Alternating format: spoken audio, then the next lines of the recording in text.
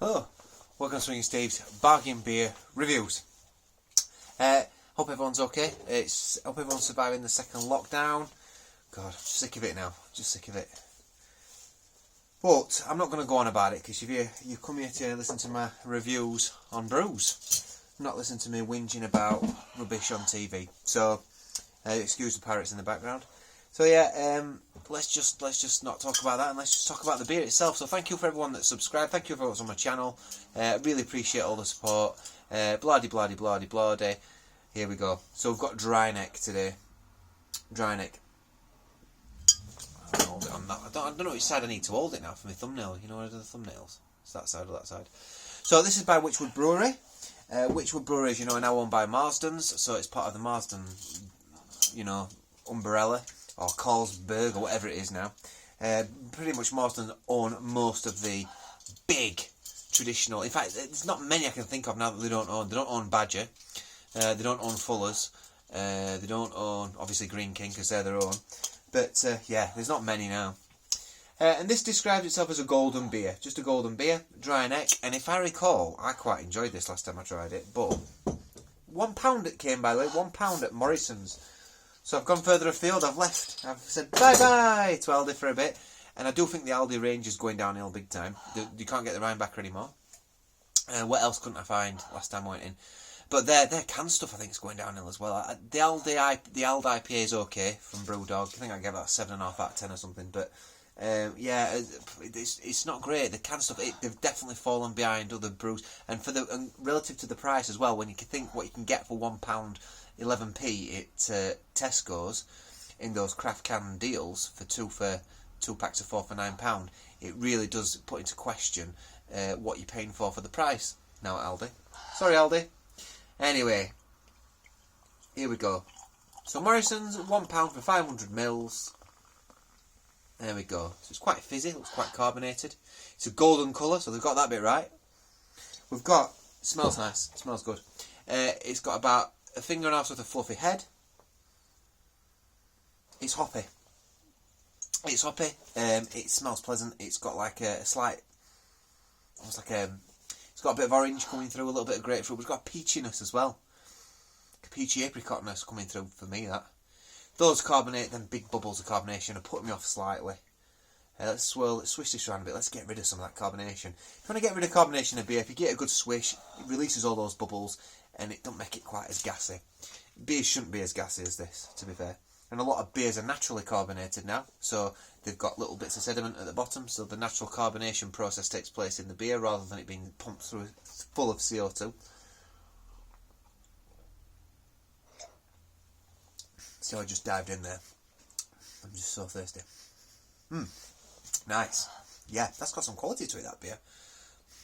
The hops coming through that are lovely. Yeah. Oh, that's nice. The body, a little bit thin. I think this in the fridge. Get one of these cold in the fridge. One of these cold in the fridge. On a summer day. Gardening beer, this definitely. It is a bit grassy actually. It's got like a bit of a grassiness to it. But it has got like a peachy. A bit of a peach. It wouldn't surprise me if the Galaxy hop's present in this. Something like that. Maybe the Amarillo hop.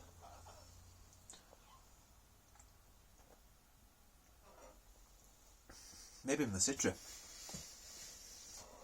But yeah, that's got distinct hoppy quality to it. I think that's rather nice. I would definitely drink that again.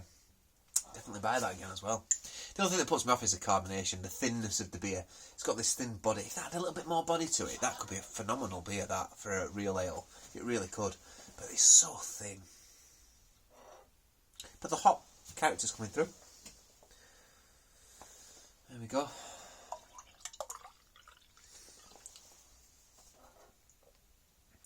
Right, I'll read it later when I've made my conclusion as to what I think this beer tastes like.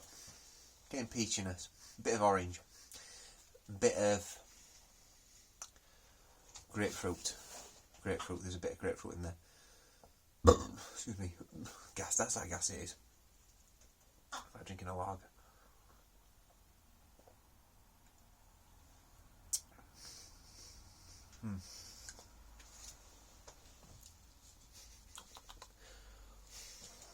It's almost like a slight butteriness from the hop, from the malts actually. It's like a honey. It's like a honeyness coming through. Yeah. A little bit biscuit, a bit spicy on the back end of the hops, a little bit gingery. Yeah. It's a little bit dry as well. It's got a nice dryness actually to this beer that makes you want to keep going back and going back. Let's finish it up. Let's see what it says. Let's see how it describes itself. It's £1 a bottle. This. It's £1 a bottle. Worth the money. Worth the money. No, without question. In fact, it's probably the best, one of the best in the range. This one for me. Malts of the palate. Sorry. Malts of the palest hue combined with this magic of mosaic hops create refreshing fruity aromas and thirst-quenching flavours of sweet citrus and dark berry fruits. Yeah, the perfect beer to quench the driest of throats. It is a thirst quencher. Mosaic hop. So with the mosaic hop, yeah, you tend to get stone fruits and stuff from it. I'm not really getting much stone fruit vibe from it.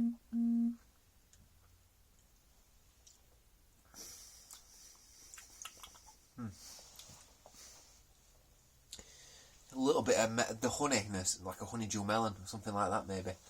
It's got a slight melaniness to it. Okay, I'm going to wrap this up because I've pretty much made my conclusion, I think.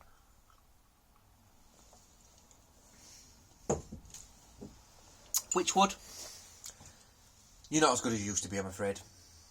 Your Hobgoblin isn't that good anymore. It's drinkable, but it's not that good. Your other beers, I mean, King Goblin, I drank that the other day, and that was pretty poor on the grand scheme of things. That, for £1 a bottle, is bang on. That's good. Guys, just make the body of the beer better. Just create a better body. Whoever's running the show, whether it's Marsden's or whatever, just like, I'll pay £1.50 a bottle if that had a decent body to it. A decent body. Comes in at 4%, 500 mils. I want to give it 8 out of 10, actually, for £1. I want to give that 8 out of 10, and I will go back and drink that again. Vinous. Got a vinous quality to it as well. It's a slight, almost like a dry white wine that's coming through, passing through. The problem is, because it's so thin, it almost goes unnoticed. It's almost like, yeah, you don't really notice you don't get the pleasure of the beer that much. Better body on this beer, I would give that an 8 to 9 out of 10. Because of the beer, because of the body of the beer. It's still a very good beer for the price, so I'm going to give it 7.7. 7.7 out of 10. Excuse me. Too gassy as well. Too gassy. Gets a 7.7 out of 10 from me. I think that's a fair enough analysis. Please let me know what you think about this. Let me know what you think about Whychwood beers these days. That is definitely one of the better ones of the batch. And I'd be interested to say there's a few more that were in Morrison's as well. It's good to go to the supermarket and see what's there. They have a really good real ale range. Morrison's have always done well for beers, but now they've got 4 beers for £6. I'm a lot more interested. So yeah, go out and get one of these for £1, definitely, if you've not tried it before. I've been Swigging Steve. That's definitely a bargain beer worth trying. And I'll see you on the next review. Bye!